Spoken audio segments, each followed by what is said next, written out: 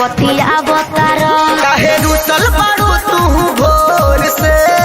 कमर के नीचे धके दाबो ये राजा उठे दर्द बड़ी जोर से कमर के नीचे धके दाबो ये राजा उठे दर्द बड़ी जोर से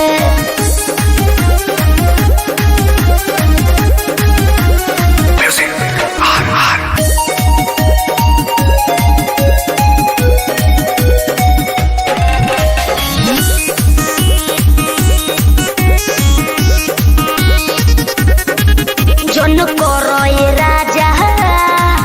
तू अब बोल जोरी मोर चढ़ल जवानी बाबे मोए कोरी बुझला अरे सेज वाला फीलिंग ना देले बाड़ू बोला कहवा से दर्द की ले ले बाड़ू देखा कुर्ता भिजत बाटे लोर से